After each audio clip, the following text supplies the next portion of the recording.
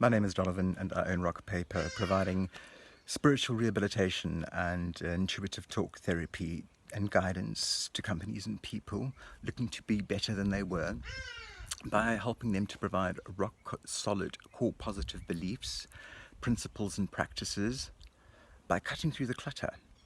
Because I truly believe that what weighs us down can set us free, and that we all have the power to influence outcomes positively. And here are my 3 tips on how to do just that. Tip 1, breaking negative, non-self-serving patterns of behavior. All you're going to have to do for me is to recall a really happy memory or think a really happy thought and to hold that in your mind's eye. You're also going to have to wear a rubber band like the one I'm wearing around my arm now.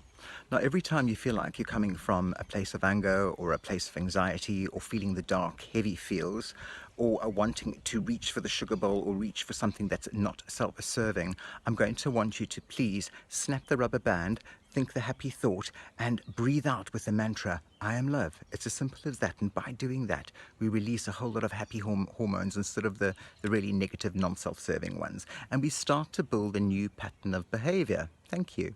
Tip 2. Use your words. Words really do have the power to influence outcomes, to raise vibration, and to diffuse negative situations. The first thing that I'm going to ask you to do is to stop using the word but and to use the word and. At a fundamental human level, all of us want to be witnessed. By using the word but, it shows the other person that they've not been witnessed. So what we do is this. We go, you've done this, but. It means that they've not been witnessed. Instead, use the word and. You've done this, and this is what I would like to add.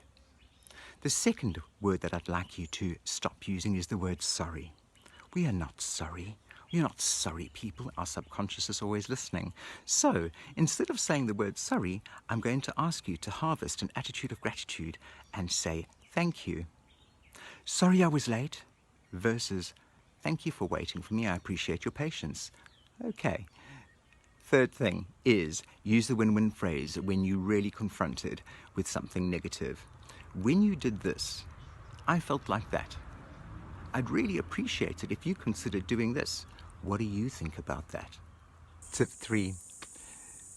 Choosing to be right or to be happy. Some clever professor quite a while ago came up with the relationship cycle, and he said that every relationship, whether it's with your loved one, with your children, or even with your pets, co-workers, go through several points in a cycle, and that's forming, storming, norming, performing, mourning.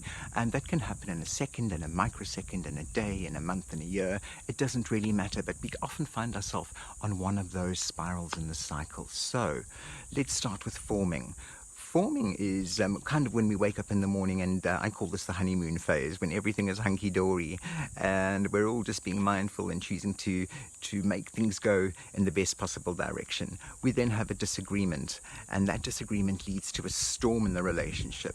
And it's at this point that we're given the opportunity to be right or to be happy.